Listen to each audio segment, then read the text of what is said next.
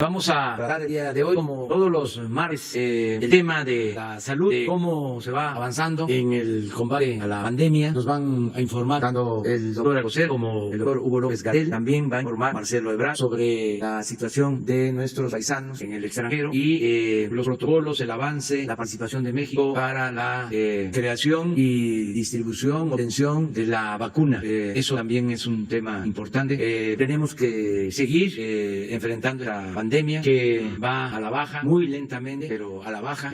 No hemos tenido problemas mayores. En cuanto a hospitalización, no ha habido saturación total, se está atendiendo diariamente esa demanda donde se requiere todos juntos, todos los integrantes del sector salud actúan para que haya camas, para que haya equipos, para que no falten los especialistas y vamos avanzando, saliendo adelante frente a esa emergencia, frente a esa pandemia. De modo que el día de hoy vamos a dedicarlo básicamente a informar sobre cómo vamos en el combate al COVID-19. Viene la palabra el doctor Alcocer. Muchas gracias, presidente. Muy buenos días, es un gusto saludarlos. Como ustedes saben, y lo acaba de estar el presidente, nuestra experiencia programada, progresiva y con medidas calculadas nos han permitido salvar muchas vidas y no llegar a tomar decisiones de a quién sí y a quién no. Hoy tenemos un crecimiento promedio, que lo veremos adelante, diario, del 1.2% en el número de casos nuevos. La epidemia sigue en nuestro país, pero contamos con el 54% de camas de hospitalización general disponible y más del 60% de las equipadas con ventilador y personal calificado. Aprendimos que la epidemia en nuestro territorio no es homogénea. La geografía de nuestro país permitió la expresión en tiempos muy diferentes. Sin embargo, al cabo de 144 días del registro del primer mexicano infectado por el SARS-CoV-2, hemos atendido además situaciones críticas y acción urgente de rebrote en varios estados. Para hoy, en el Día del Pulso de la Salud, tendremos la actualización del informe técnico del COVID-19 en voz del doctor Hugo López-Gatell. Y además, el canciller Ebrard nos hará favor de plantear un camino muy rápido, un camino que a veces se siente atropellado por la necesidad de contar con una vacuna. ¿Cuál es el camino ese? El acceso en nuestro país de contar con algo que defina y que cuando menos inmunice a la población en contra del SARS-CoV-2, así como nos hablará del seguimiento no olvidado al COVID entre mexicanos residentes en Estados Unidos. Doctor Hugo López-Gatell. Permiso, presidente, secretario, canciller. Muy buenos días, tengan todas y todos ustedes. Vamos a comentar un poco el informe técnico hasta el corte más reciente, que fue el que presentamos ayer por la tarde, y acumulamos aquí en martes del Pulso de la Salud, destacar algunos de los elementos que nos interesa identificar para conocimiento de la población respecto a los números y a las tendencias y a las... Vamos a presentar la primera. Esto es para recordar que el proceso de nueva normalidad empezó cuando finalizó la Jornada Nacional de Sana Distancia, pero una vez más recordamos que eso en ningún momento ha significado que termina la epidemia y por lo tanto que terminan las acciones de prevención y control. No han terminado, no pueden terminar, nos faltan todavía varias semanas, de hecho unos meses, para que tengamos en la mayoría de los estados y posiblemente en todo un control adecuado. En este momento tenemos ya 6 estados que tienen una tendencia sostenida a la baja y algunos que están llegando al punto de reducción muy significativa de la velocidad de aumento, pero también hay otros que siguen teniendo su crecimiento primario, su curva epidémica de inicio, y unos más que tuvieron rebrote. Esto los hemos ido comentando de manera detallada en las sesiones informativas de las tardes, que ya llevamos 143 de estas, y nos interesa que la población vaya viendo qué es la situación que se enfrenta, cuál es la situación que enfrenta en su lugar de residencia. Y recordar también que cuando terminó la Jornada Nacional de Sana Distancia y a partir del 1 de junio empezó este nuevo proceso denominado Nueva Normalidad, en preparación a ello se establecieron distintos lineamientos que tienen que ver con la seguridad sanitaria. En particular hay un lineamiento general de seguridad sanitaria en el campo de trabajo dirigido para campos del espacio del sector privado, y que por instrucción del presidente establecimos un grupo técnico con la confluencia de la Secretaría de Salud, la Secretaría de Economía, la Secretaría del Trabajo y el Instituto Mexicano del Seguro Social, que a través de su Dirección de Prestaciones Médicas y Sociales ha organizado el mecanismo de monitoreo del cumplimiento del protocolo de seguridad sanitaria en el trabajo y posteriormente de vigilar, como lo hace siempre, las incapacidades laborales que se relacionan con el síndrome clínico de COVID. Y esto ha sido sumamente importante porque permite identificar que las empresas privadas de cualquier tamaño, grandes, medianas, pequeñas, que cotizan al Seguro Social, hayan implantado en tiempo y forma los protocolos de seguridad sanitaria. Implantar no es nada más tener un documento escrito, que existan los cambios que deben materializarse en el espacio de trabajo para proteger a las trabajadoras y los trabajadores. Y segundo, monitorea que a través de estas incapacidades laborales no se vaya a detectar empresa por empresa brote. Y se ha constatado que en algunas ha existido brote. Y esto es importante, lo recuerdo a la población y también a todos los propietarios y propietarias de empresas, grandes, medianas, pequeñas, que esta supervisión se hace también de manera indirecta a través de la salud de las trabajadoras y trabajadores. Y esto es para también recordarle a la población que uno de los componentes fundamentales de las medidas de mitigación que diseñó el gobierno mexicano están orientados a la corresponsabilidad, donde los espacios de trabajo son quienes se deben responsabilizar de tener las condiciones apropiadas para que las trabajadoras y los trabajadores disminuyan su riesgo de contagio. Es decir, no es una responsabilidad del trabajador, de la trabajadora. Además, el trabajador y la trabajadora como personas se les recomienda, igual que a toda la ciudadanía, independientemente de su condición de empleo, atender las medidas de prevención, pero hay una responsabilidad específica en los campos de trabajo. Era un recordatorio. Vamos a pasar a los datos de hoy, con el corte de ayer por la tarde, y ahí vemos en esta gráfica que hemos estado presentando periódicamente desde la semana pasada el resumen semanal, semana por semana, de la epidemia. Empieza en la semana 10, porque es la semana donde inició la epidemia en México, y se proyecta hasta la semana 28. En este momento estamos viviendo viviendo la semana 30 de la semana 30. ¿Por qué cortamos en semana 28? Porque en todos los sistemas de vigilancia epidemiológica del mundo existe una etapa de aproximadamente 2 semanas, las más recientes, en donde el flujo de información, incluidas las confirmaciones de datos por laboratorio, no se han integrado por completo, porque la fuente que emite los datos, que son más de 36,000 unidades de salud de todo el Sistema Nacional de Salud, pues tienen un tiempo de procesamiento. Y si mantuviéramos esas 2 semanas, las más recientes, nos daría una falsa impresión de que ahí se acaba la epidemia. Todas las curas epidémicas terminan en ese descenso. Entonces, hasta la semana 28, esa es la tendencia, y lo que se puede ver es que tenemos 349,396 casos confirmados, pero también 79,112 están en condición de sospechosos. A los sospechosos les multiplicamos por el porcentaje de positividad, es decir, cuánta es la proporción de personas que sabemos que por semana y por estado van a resultar positivas, y con esto se hace una estimación. Vamos a ver la siguiente. Aquí está la estimación, y entonces aquí lo que tenemos es en tiempo real,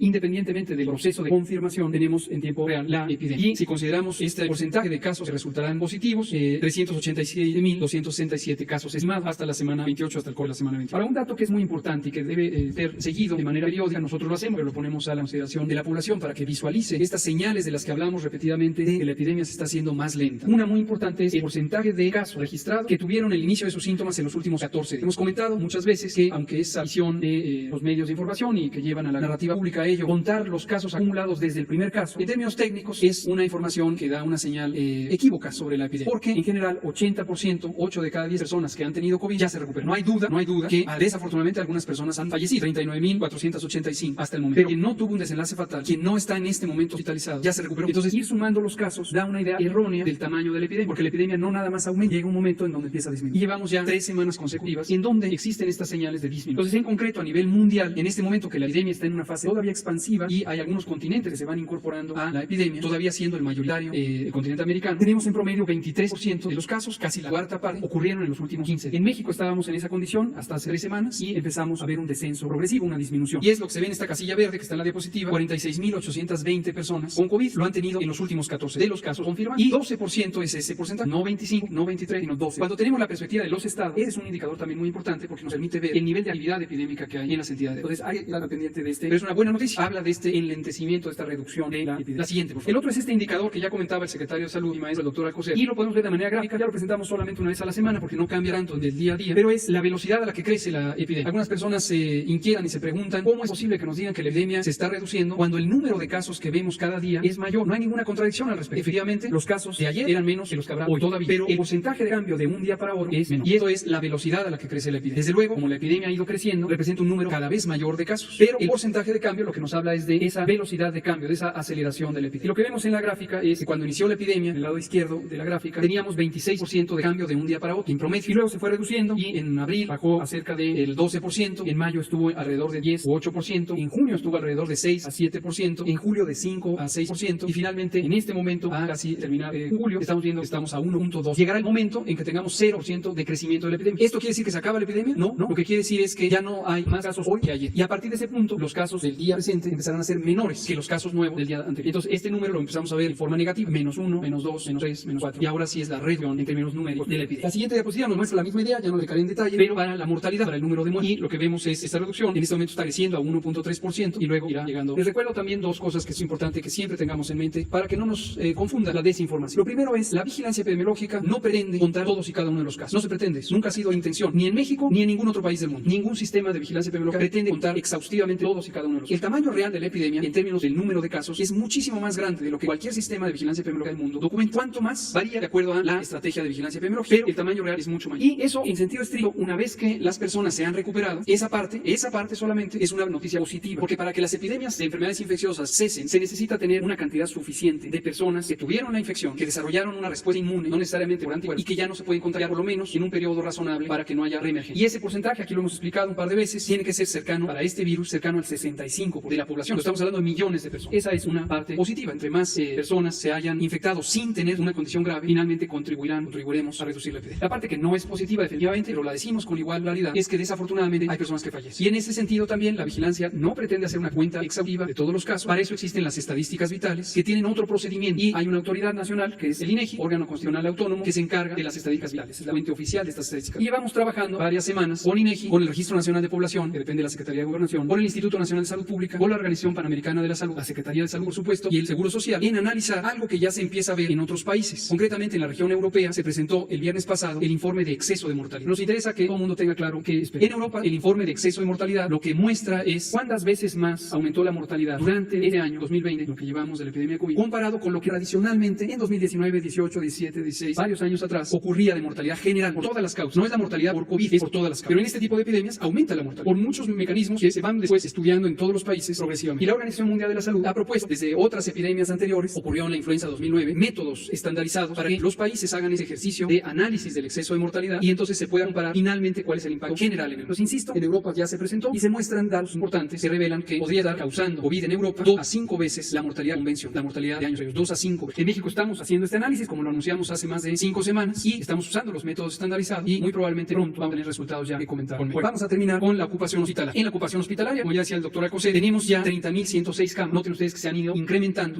y de ellas 46% están en este momento ocupadas. Estas son las camas generales, las camas que no necesitan equipo y personal especializado en medicina crítica, en personas críticamente enfermas. Si lo vemos por entidad federativa, no me detengo en todas, pero se muestra de izquierda a derecha en las columnas. Empezamos con Nuevo León, que tiene ocupación de 79% y tiene una reserva en este momento de 21%. Otros estados, Nayarit, Tabasco, tienen en este momento ocupación de 76% y ya tiene una reserva incrementada de 24%. Recordarán que hace unos días teníamos 16% de disponibilidad en Tabasco. ¿Por qué aumentó? Porque aumentó el número de camas. Establecieron una unidad temporal de 50 camas, hay reconversiones en el Seguro Social y los distintos hospitales de la Secretaría de Salud de Tabasco hicieron ampliaciones y por eso ya documentamos esta ampliación. Y así vamos a seguir todo momento adelante de la sobreocupación hospitalaria. Y la última diapositiva muestra la misma idea, pero para camas destinadas a personas críticamente enfermas. Algunas son primariamente terapias intensivas, unidades establecidas de terapia intensiva, y otras, en este caso son la mayoría, se habilitaron camas generales para que tuvieran los equipos necesarios, los ventiladores mecánicos, los monitores y sobre todo el personal especializado en el manejo de personas en estado crítico. De estas tenemos 39% ocupadas, por lo tanto 61% disponibles, y si las vemos de la derecha, aquí sí Tabasco en este momento encabeza la lista, aunque todavía tiene un 34% de disponibilidad. Y esta es importante, el seguimiento de esta variable, de esta situación, porque como decía ya el secretario y lo ha comentado el presidente en múltiples ocasiones, incluido ahora, hemos logrado que no se rebase la capacidad instalada o expandida del Sistema Nacional de Salud. Y este es un objetivo específico que nos trazamos desde la preparación de esta epidemia, donde a través de dos mecanismos, la mitigación comunitaria masiva, que es estas medidas de sana distancia, nos permitieron reducir la velocidad de contagio para que nunca llegáramos a tener en el día más importante de transmisión una cantidad de personas que necesitaron hospitalización y que fuera mayor a la disponibilidad de casos. Y lo segundo, expandimos el número de casos. Son los dos objetivos fundamentales que nos han permitido reducir el impacto en la mortalidad. La mortalidad, y con esto termino, la mortalidad por COVID tiene un componente directo causado por el virus.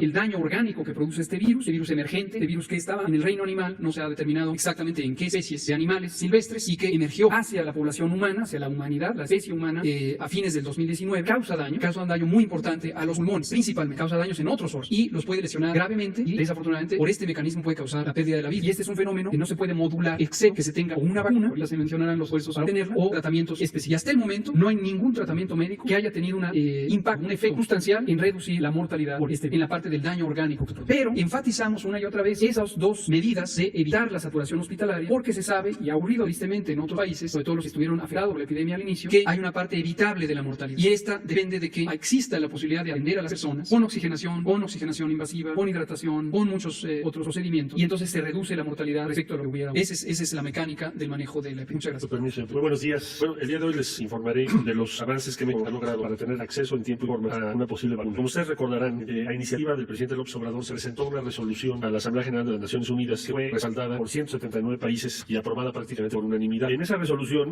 menciona como un objetivo prioritario tener garantizado el acceso universal, por lo tanto, de manera justa, una posible vacuna. ¿Qué pasó entre esa aprobación y la fecha? Bueno, México ha participado en la Conferencia para la Respuesta Global al Coronavirus, así como en la Cumbre Global de Vacunas. Se han hecho varios esfuerzos regionales. En este momento, México participa en todos los esfuerzos multilaterales para el aceleramiento del desarrollo, producción y distribución justa de la vacuna contra la COVID-19. Esto en estrecha coordinación, por esto, con el señor secretario de Salud y su equipo. En primer lugar está la Coalición para las Innovaciones en Preparación para Epidemias, denominada CEPI, que tuvo su origen ya hace varios años a una iniciativa de Bill Gates. Han unido muchos fondos privados y algunos gobiernos. En segundo lugar, la Alianza Global de Vacunas e Inmunización, por sus siglas es Gavi, que también ha tenido ese es un surgimiento ahora más reciente con el mismo propósito. Y desde luego la Organización Mundial de la Salud, que ha encabezado diversos esfuerzos con el mismo propósito. En el marco de CEPI, ustedes saben, México participó con 4 proyectos para encontrar la vacuna contra COVID-19, unos de la UNAM, Instituto de Biotecnología, otros de ABIMED, Instituto Mexicano de Seguro Social de la UNAM, otros de la Universidad Autónoma de California y el Tecnológico de Monterrey, y otro de la Universidad Autónoma de Querétaro y el Instituto Politécnico Nacional. Al mismo tiempo se tiene acceso a todos los protocolos de la CEPI, que nos permite esto saber en qué estado se encuentra cada uno de los proyectos en el mundo. Espero lo digan muy bien. Entonces, Gavi, CEPI y la Organización Mundial de la Salud han creado la plataforma en conjunto que se denomina Acceso Global para la Vacuna contra el COVID-19, COVAX. Su objetivo primordial es distribuir al menos 2.000 millones de dosis de la vacuna contra el COVID-19 para finales de 2021, en caso de que los protocolos tengan éxito y que no haya dudas sobre la seguridad de las vacunas, obviamente. El objetivo es que se distribuyan las dosis de forma equitativa entre 77 países que lo componen, entre ellos México, sin importar su capacidad. Busca integrar un fondo multilateral para promover el acceso universal y equitativo de una vacuna segura y efectiva a través de compras consolidadas por adelantado. Bueno, en este momento estamos entrando en la fase en la que ya habrá que tomar decisiones porque los protocolos y los resultados de ellos apuntan a que sí se podría contar con alguna vacuna este año. Entonces, bueno, ya me dijo el doctor Alcocer, y razón de que hay que ya tomar algunas determinaciones en la próxima semana. Estaremos informando sobre ello en función de la evaluación de cada una de esas vacunas y sus protocolos. En eso, ¿qué les puedo decir? Si México va a llegar a tiempo, ya está en el esfuerzo por la vacuna. Eso es vital. El segundo capítulo que a cargo de la Secretaría tiene que ver con apoyar la repatriación de mexicanas y mexicanos en el exterior. Como es lógico, el ritmo de la repatriación se ha ido reduciendo por el tiempo que ha transcurrido. Pero a esta fecha hemos logrado apoyar la repatriación de 16.322 mexicanas y mexicanos. Si ustedes ven en ese mapa de provenientes de qué países, de qué región, destaca por supuesto América Latina en primer lugar con 9.909. En segundo lugar tenemos a Europa con 4.025 y en tercer lugar África con 600. Asimismo informarles que, como se sabe, el señor presidente nos ha pedido estemos muy atentos a nuestras comunidades, sobre todo la Unión. A esta fecha están trabajando todos los consulados, salvo Portland, que va a abrir el día de mañana otra vez, para abrir su operación. Todos los demás están funcionando con las disposiciones de sana distancia. El propósito es respaldar a los ciudadanos. En la siguiente, por favor, esta semana, al día de hoy, de todos los consulados funcionando. Enseguida, algunas de las imágenes de lo que se está viendo por cada uno de los consulados, que nos mandan diario un reporte. La siguiente, por favor. Los apoyos que hemos recibido en El Paso, Nueva York y Chicago son notables por parte de diferentes aliados locales. La siguiente vinculación con aliados locales, ahí está Houston y Orlando. La siguiente es la ventanilla de la salud, que trabajamos junto con la Secretaría de Salud. Es un programa previo a esta pandemia, que ha sido muy útil. A esta fecha, ya casi vamos a llegar a 2 millones de beneficiarios o de personas que nos han llamado, que han establecido contacto. Y de esa directamente hay un monitoreo solicitado por esas personas de 398,000 mexicanas y mexicanos. Hay finalmente pruebas gratuitas ya en el momento en Houston y además en Chicago, Yuma y Orlando. Y esto va a seguir calibradas en 2019. Ese sería el reporte al día de hoy, señor presidente. Muchas gracias. Pues esta es la información. Pues.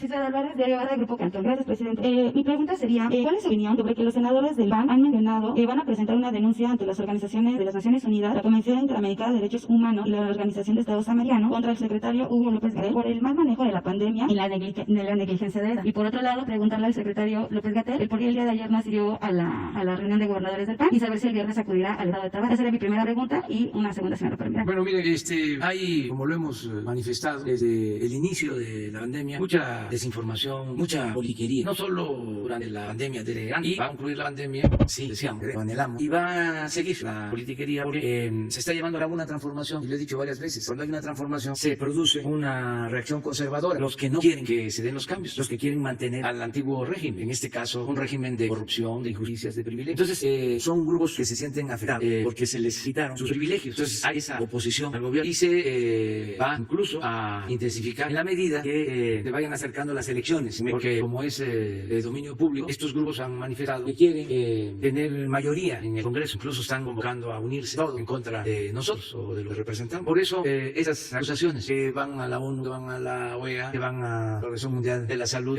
a todos los organismos internacionales, a hacer mención, pero no es más que politiquería. Antes se le llamaba coloquialmente grilla. Entonces hay que tener también paciencia, no tomar en cuenta todo ese protagonismo sin fundamento, irresponsable, porque se están queriendo montar en una tragedia. Es lo que hace la prensa y se quisiera que se más muerte en ninguna parte del mundo. Lo que hace el Reforma, de que sin tomar en cuenta la acción de los países comparan, ponen como entre los países con más fallecimientos. Es muy triste, lamentable comparar los de fallecidos. Ellos lo hacen. Entonces no es de más decirle a la gente, a los mexicanos, que aunque hacemos disculpas a otros países por comparar, sobre todo en este caso tan lamentable, pues en proporción al número de habitantes de México hay menos fallecidos en Estados Unidos, menos fallecidos en Brasil, menos fallecidos en España, que en el Reino Unido, que en Italia y que en otros países. Y que lo que hemos hecho, y lo digo en plural, ha sido muy bueno, a pesar de lo terrible de esta epidemia que produce, se ha logrado disminuir el número de fallecimientos, se han salvado vidas, y eso se ha logrado en primer lugar por la actitud responsable de nuestro pueblo. Porque ¿qué hubiese pasado si llamamos a que la gente se retirara a sus hogares y no hubiesen hecho caso? Pues entonces el contagio iba a ser mayor, sí, y al mismo tiempo mucho más enfermos, y no íbamos a tener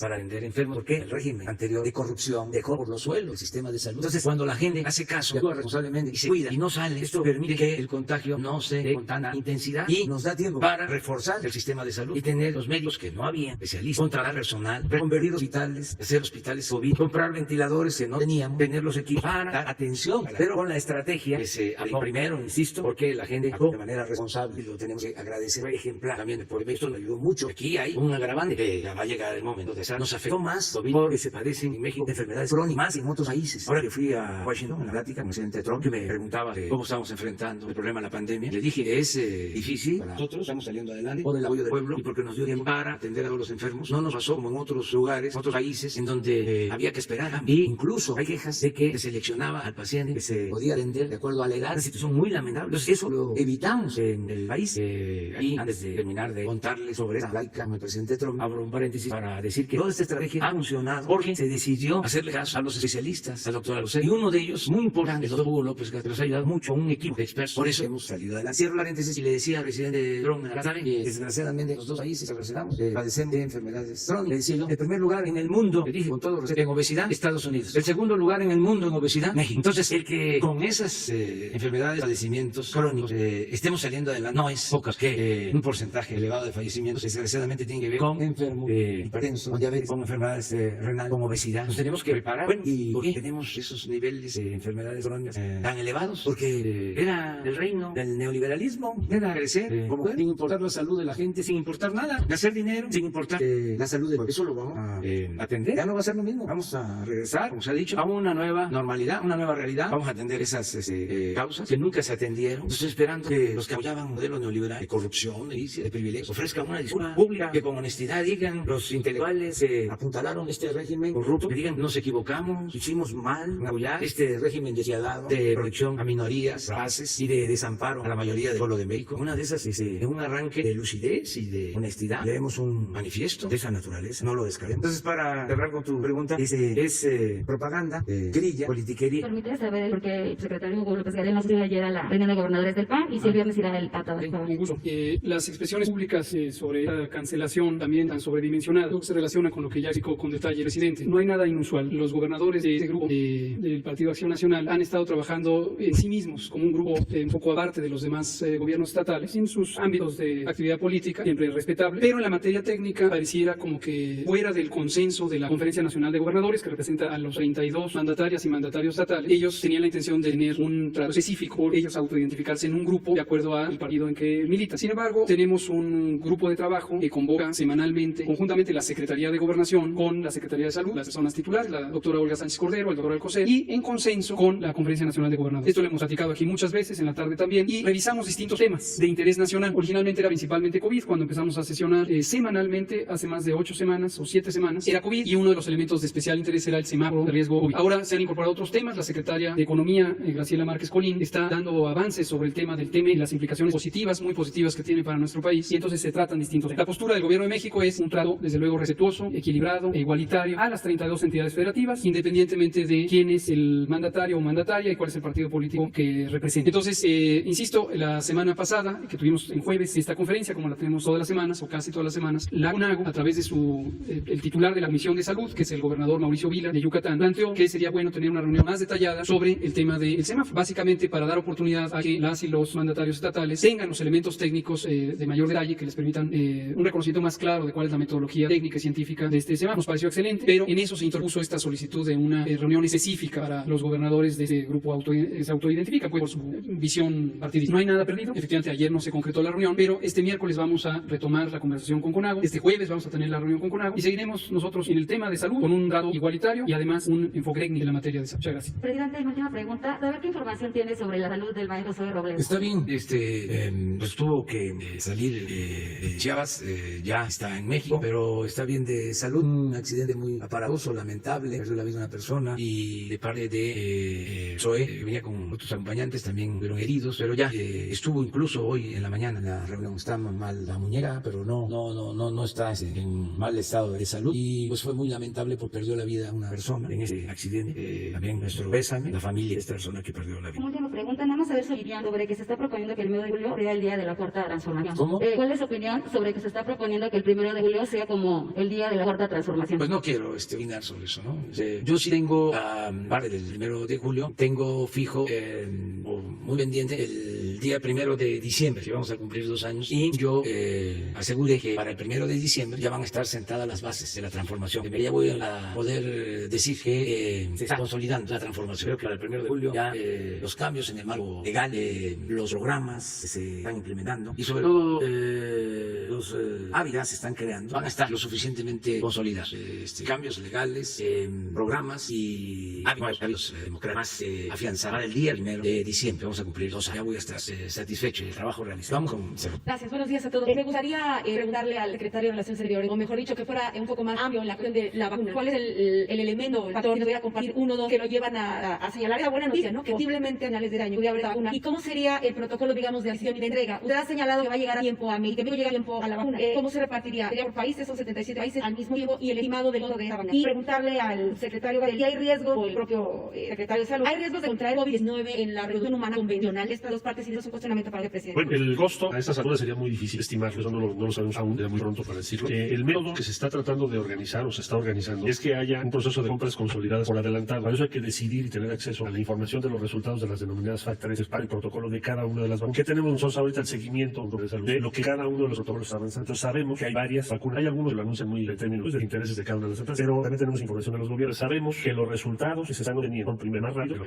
y segundo, que ya hay datos que apuntan a que esos avances que ahora no se puedan dar lugar a que se tenga una vacuna probablemente se den. Eso puede cambiar, pero al día de hoy es lo que conocemos. Por eso estamos participando en COVAX. Y además de la serie Gavi, COVAX es una iniciativa que están participando 77 países en el mundo. El día de ayer tuvimos reunión para eso. Entonces, quiero que compartan cuál es el avance de cada protocolo. Cada uno de los proyectos en curso son de diferentes tipos de empresas. Los gobiernos están participando de diferente manera, pero la esencia es que estemos, esa instrucción que nos dio el presidente, en esa mesa tengamos la información a tiempo y que la Secretaría de Salud va a tomar la decisión de cuál de las vacunas en tu caso será la elegida para que en México se pueda aplicar. Tenemos relación muy cercana, como ustedes saben, con Estados Unidos, la Unión Europea, con China, con muchos países en América Latina también. Nos estamos compartiendo esa información, pues lo vamos a estar informando permanentemente. Lo importante es estar ahí, estar a tiempo, tener la información y tomar las decisiones. Ya la naturaleza misma de cada decisión es una decisión técnica, le corresponderá a la Secretaría de Salud decir en el protocolo vamos a estar interesados en él. Por ejemplo, la compra consolidada para tener un mejor número en la repartición de las vacunas. Claro, estamos participando porque estos 77 países lo que queremos es que en lugar de que sea que cada quien se vea en el libre mercado al precio sea que ya te imaginarás las distorsiones que va a tener, en lugar de eso que seamos el conjunto de los países con apoyo de diversas instituciones, entre otras la Organización Mundial de la Salud, la Organización Panamericana de la Salud, que podamos tener acceso en tiempo y forma a esa vacuna con un precio razonable. Y eso creo yo lo valioso, es lo que México propuso, por eso vamos a ir para... Esa vacuna que se estaba analizando de la compra tiene que ver con la que anunciaron Biden y sí, claro, hay varias. Pfizer es una de ellas, otra es AstraZeneca, otra es Moderna, otras están los chinos, en fin, hay muy distintas. Sanofi, hay diferentes esfuerzos. Lo que hacemos en la serie es revisar cuál es el grado de avance de cada una de ellas. Si son esas que ya se han publicitado y otras que no se han publicitado. Estamos siguiendo 9 protocolos ahorita. ¿Y a más de cuándo se cooperaría la cada semana vamos informando. No se puede fijar una fecha. Cada uno va informando. Muchas gracias. Su pregunta era sobre si en la reproducción humana se puede transmitir. Es importante. Esta pregunta fue abordada al inicio de esta epidemia, cuando se detectaron los primeros casos en China. La experiencia durante la epidemia en China dio información muy valiosa. Y una de las prioridades fue identificar el mecanismo o los mecanismos de transmisión. Se buscaron en distintos estudios con distinta intensidad otras vías convencionales de transmisión. Por secreciones respiratorias se verificó que es el mecanismo de transmisión. Se buscó si se podía transmitir por agua y alimentos y se descartó. Y podía haber animales que fueran reservorios y que transmitieran. Se descartó. Si hubiera vectores insectos como mosquitos y no se encontró evidencia de ello. Si se transmitiera por sangre y no hay una evidencia sustancial de que este sea un mecanismo de transmisión relevante. Y por relación sexual. Y no se encontró hasta el momento evidencia sustantiva. Desde luego en la reproducción humana pues también hay un fenómeno de acercamiento físico. Y si una de las dos personas en la pareja tiene durante los primeros días, 14 días, vamos a poner en general, del inicio de los síntomas, o incluso los 2 días antes del inicio de los síntomas, en donde ya se puede tener la capacidad de infectar, se llama el periodo presintomático, pues si hay besos, abrazos, cercanía, se puede transmitir, pero es por la vía respiratoria, no por la vía sexual. En el portal del Centro Nacional para la Prevención y Control del VIH-Sida y otras infecciones de transmisión sexual, mejor conocido como CENSIDA, y que es www.censida.gov.mx, hay una sección específica sobre la sexualidad y COVID, y hay varios documentos de consulta en donde la doctora Letza de la Torre, la directora general, y su equipo han puesto a disposición la evidencia científica más reciente sobre el tema. Presidente, 2 cuestiones. Saber si ya la tuvo con el ingeniero Javier Jiménez Espriu, deja la secretaría, no la deja. Esto por un lado, ya tuvo la reunión con él. Y por el otro, me gustaría también platicarle un tema que ha ventilado el Grupo Imagen en estos últimos días, que tiene que ver con el aeropuerto de Santa Lucía, en donde hay una persona, un hombre, que dice ser dueño de 128 hectáreas de San Miguel. Hay un juicio en seguimiento, la verdad dice que en todo caso, esta persona acredita que es dueño original de las 128 hectáreas, ellas no van a pagar, ellos no van a pagar, sino que va a pagar la Sedena. Yo le pregunto, ¿ustedes como gobierno estarían en la posibilidad de llegar a un acuerdo extrajudicial para entregar en tiempo y forma ese aeropuerto, o van a esperar a ese desahogo? Mire, no tenemos ningún problema. La verdad es que se tenía bastante superficie disponible en Santa Lucía. Por eso era increíble porque no se dieran cuenta durante mucho tiempo de que existía la opción de hacer el aeropuerto en Santa Lucía, porque estamos hablando de cerca de 3.000 hectáreas en la base aérea de Santa Lucía. Para que tengan una idea, el actual aeropuerto de la Ciudad de México tiene 650 hectáreas y en Santa Lucía casi 3.000 hectáreas. Por eso no hay problema para poder construir las pistas y hacer todas las obras necesarias. Además, se adquirieron como 1.500 hectáreas adicionales. O sea, hay superficie suficiente en Santa Lucía. Si existe este caso, ya se ha dicho, dado por como por la Secretaría de Defensa, que se tiene que pagar la tierra a esa persona una vez que acredite que tiene las escrituras o los documentos de propiedad. Pero no hay ningún problema, no hay nada que impida seguir avanzando. Vamos muy bien. Un día de estos vamos a presentar el informe. Algunos pensaban que no íbamos a cumplir con el compromiso, que no íbamos a poder terminar a tiempo, pero todo indica que vamos a inaugurar ese nuevo aeropuerto el 21 de marzo del 2022 y es un aeropuerto moderno, de lo mejor. del mundo que se está haciendo, una gran obra. No para. Los ingenieros militares están actuando de manera profesional, responsable. Es un ejemplo, porque además nos vamos a ahorrar solo en construcción del aeropuerto 225,000 millones de pesos, porque el aeropuerto de Texcoco estaba estimado en 300,000 millones, y el de Santa Lucía va a costar 75,000 millones. Entonces es un ejemplo de cómo, si se maneja el presupuesto con honradez, rinde y se hace más con menos. Es un símbolo, independientemente de otros factores, solo el gusto de la obra. Entonces vamos adelante y estamos en la mejor disposición de atender esa petición, esta demanda del propietario. ¿Lo han buscado personalmente para llegar a un acuerdo? No tengo información precisa, pero creo que sí. Y si no lo han buscado, se le va a buscar. ¿Le diría que acudiera usted, por ejemplo? Yo creo que más al ingeniero Vallejo, el general Vallejo, encargado de la obra, que lo busque de mi parte. Seguramente debe enterar que estamos tratando este tema. Que no hace falta hacer oficios ya. Aquí ya de manera directa. Pueden llegar a una hablé ayer con el ingeniero Javier Jiménez Espriu y quedamos en reunirnos el jueves, de modo que pasado mañana, jueves, yo les informo. ¿Usted quiere que o el viernes, ¿usted quiere en la que se mañana. quede en la Secretaría Jiménez? Estamos platicando y en unos días más vamos a decidir. Pero si da por medio la renuncia. Estamos platicando, vamos a esperarnos. ¿Van a platicar No sobre nos, la renuncia? ¿O sobre qué van a platicar? desesperemos. Bueno, ¿sobre qué van a platicar? ¿Eh? ¿Sobre qué va a platicar con Jiménez? Pues todo lo que tiene que ver con la Secretaría, muchas ¿Sobre Santa cosas. Lucía, por ejemplo? O sea, Toda la ¿usted Secretaría. le dice que se quede o que tome su decisión? Estamos platicando, Él es un agente de bien, un hombre íntegro, al que yo respeto mucho, y estamos conversando. Lo hicimos ayer y vamos a volver a reunirnos el jueves. De modo que ya en poco tiempo se sabrá más. Ustedes tienen muchas notas, o sea, hay tantas cosas ahora. Tantas, ¿no? ¿Cómo es que se dice? ¿Y dónde está la nota? Y, sí, la nota es la nota.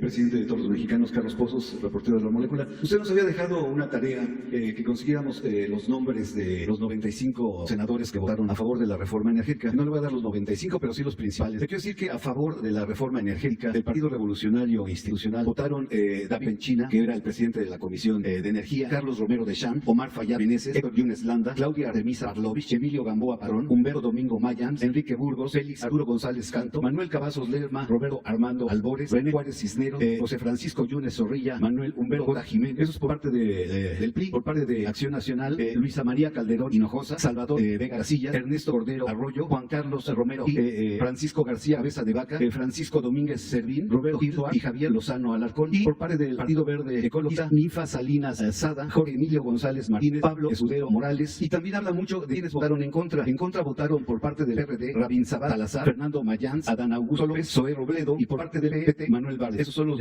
nombres de los senadores que votaron y esa fue la tarea que nos dejó, presidente. Yo creo que con la detención del señor Lozoya se van a aclarar muchas, porque se va a saber si para la aprobación de esa reforma hubo dinero de por medio, es decir, si se compró la reforma. Por eso es muy importante que la Fiscalía haya resuelto arreglar jurídicamente la extradición del señor Lozoya como testigo colaborador o como testigo protegido, porque esa información que pueda proporcionar va a ayudar mucho en el propósito de limpiar de corrupción a México, de purificar la vida. Y no es solo lo de la reforma energética, está lo del asunto de Odebrecht, de los contratos que hicieron a Odebrecht y los sobornos que entregó Odebrecht. Esto no es un secreto. Lo que pasa es que aquí no se hablaba del asunto, pero el señor Odebrecht, como testigo protegido en Estados Unidos, dio a conocer que en México entregó sobornos por $10,500,000 y que por estos sobornos obtuvo utilidades de alrededor de $40 millones. Eso está en las declaraciones de Odebrecht en Estados Unidos. De esa información se tiene conocimiento. Entonces hay que ver qué tipo de contratos. Se habla de una planta de etileno en Guatemala que se contrató y Pemex entregó gas, se comprometió a entregar gas para la planta, dejando sin gas a la planta. Un contrato muy desfavorable. Ya se agravó la situación financiera de Pemex, se afectó a Pemex con ese acuerdo. Y además la planta se financió con créditos de la Banca de Desarrollo de México. Entonces sí es un asunto relevante. No hay que generalizar, no hay que decir que todos los legisladores fueron sobornados. Eso no. Además, no adelantar vísperas, no especular si se tiene el compromiso del señor Lozoya de dar la información a cambio de una reducción de pena, porque así es el procedimiento. Cuando hay un testigo protegido por la información que ofrece para profundizar en la investigación, castigar a más involucrados. Y algo que es muy importante en el caso de México, en todos los casos, en Estados Unidos lo practican mucho, la recuperación del dinero. Nosotros queremos recuperar. Por ejemplo, si hubo un sobreprecio en la planta de fertilizantes, se calcula que fue un sobreprecio de $200 millones. Eso tiene que devolverse al erario. Por eso yo no veo mal el procedimiento, que no se aplicaba en México, aunque existe. Creo que se aplicaba en el caso de delincuentes vinculados con el narcotráfico, pero no a delincuentes de cuello blanco. Ven que había la diferencia, ¿no? No se tocaba la delincuencia de cuello blanco eran como los hijos predilectos del régimen y sí, y no a todos los delincuentes comunes. Ahora es parejo. Entonces sí, va a ser muy interesante lo que informe el señor Lozoya. Primera pregunta, señor presidente. ¿Qué va a pasar con el círculo de Emilio Lozoya? Le hablo de los nombres de Froilán García Galicia, de Víctor Díaz Solís, de Alejandro Martínez Ibarra, de Miguel Dame, de Leonardo Cornejo, de Carlos Roa Rodríguez y de Rodrigo Arriaga Sandoyo. El señor Lozoya pues, solo andaba de esos que al parecer pues, ya también están en investigación. ¿Qué va a pasar con ellos? Y con esto, presidente, la refinería Dos Bocas se va a ver afectada, le digo, porque también el director de PDI, el ingeniero Leonardo Cornejo, pues tuvo que ver también con algunas adjudicaciones en el caso de Odebrecht. Y usted dijo en enero que pues, no se iba a contratar a nadie que hubiera alguna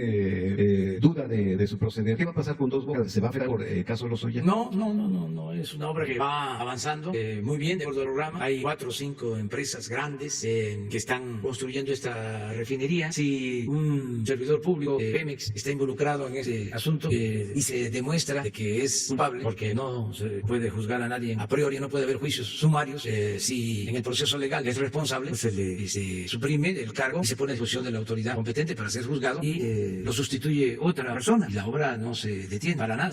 Afortunadamente hay muchos buenos ingenieros en Pemex. Estamos rescatando a Pemex por los trabajadores. Pemex están ayudando, los ingenieros de Pemex. Lo mismo en el caso de la Comisión Federal de Electricidad. Se está rescatando porque las dos empresas quedaron en bancarrota. Las querían desaparecer en el periodo neoliberal, tanto a Pemex como a la Comisión Federal de Electricidad. Y los trabajadores de la Comisión Federal de Electricidad están ayudando, contentos, porque estamos rescatando a Pemex, rescatando a la Comisión Federal de Electricidad. Estaban tomadas las empresas, se había liberado todo. Eran buenos negocios privados, malos negocios públicos. Lo mismo en el caso de Ferrocarril, en todos. Era atracar a Pemex, atracar a la Comisión Federal de Electricidad. Yo recuerdo que cuando estaba joven, o más joven que ahora, que estudiábamos, participamos en el movimiento de Rafael Galván. Estaba yo en primero de la carrera, ciencia política, íbamos a hablar, y se buscaba la democratización del sindicato, del ejercicio, y había una consigna que coreaba: Suter, apaga la luz, Suter, apaga la luz. Y ahora cada vez que leo a los trabajadores les digo: Suter, prende la luz, Suter, prende la luz. Y se está vendiendo a los lados por los trabajadores, por los técnicos. Entonces, si hay alguien que tiene acusaciones, pues ahí tiene que enfrentar y resolver. Esto lo tiene que ver con la fiscalía, pero pues no implica detener ninguna obra. Mi segunda pregunta, señor presidente,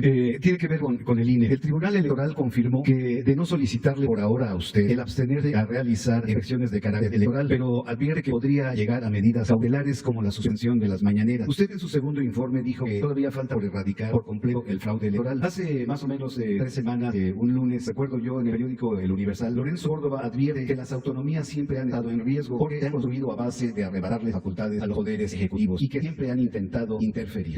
Mi pregunta específica, señor presidente: ¿confía usted en el árbitro? Y las actuales circunstancias económicas hacen viable mantener el presupuesto del INE. Bueno, es un asunto que ya se ha tratado varias veces. A mí lo que me importa, y es un deber, el que las elecciones sean limpias y sean libres, y que haya democracia, que se acaben los fraudes electorales. Ese es un objetivo del actual gobierno y es parte de la transformación de decir nunca más un fraude, porque no se nos debe olvidar. Los más jóvenes nosotros, no recuerdan lo que significó el fraude del 88, porque sí, algunos no habían nacido en el 88, ahora tienen menos de 30 años, 30 años, pero hubo un fraude, y no saben a lo mejor que un diputado dio a la tribuna, un senador, que se tenían los paquetes electorales, y la oposición, no solo el movimiento de Morado, encabezado por el Gerardo, sino también en el aquí, doña Rosario, pedían que se abrieran los paquetes, y este diputado, senador, subió a la tribuna de un partido supuestamente opositor, porque todo era una farsa, un partido alero. Los jóvenes no saben por qué se les llamaba partido alero, si solo olvidar, este legislador exclama que debían de quemarse, destruirse esos paquetes. Fíjense la historia. A los pocos días hubo un incendio en la Cámara de Diputados, nada más que el viento no solo para donde estaban los paquetes, y no se quemaron, pero de todas maneras los destruyeron. Cuando la elección del 2006, lo mismo hubo,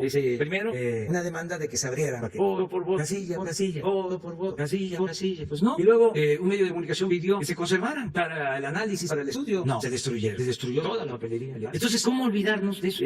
Ya pasa. Y lo que sorprende es que todos estos personas defiendan ese régimen antidemocrático y quieran regresar a eso. Entonces, lo que nos importa es que haya democracia, que haya transparencia, que las autoridades electorales no estén al servicio de ningún partido, del gobierno, como ha sucedido siempre. Yo nunca he platicado con el presidente del INE, precisamente porque respeto la autonomía de ese instituto. Nunca lo he visto en el tiempo que llevo el gobierno. Seguramente sí se reunía el presidente Peña y con otros, pero yo no. Les decía yo, en el caso del fiscal, hay autonomía, fiscalía de Pula, tenía como 100 meses, que no me con él, más como no lo vi, como yo, digamos, pero no hay, porque ya la Procuraduría no depende del Ejecutivo. Por el Alcocer lo veo mínimo 2 veces, menos de semana, al Hugo también, pero porque tienen que ver con el Ejecutivo. Muchas gracias, señor. Muy bien. bien. Lo vamos a dejar hasta allá, porque ayer nos pasamos, hubieron muchos reclamos de la gente de que era mucho tiempo y que no debemos de consumir.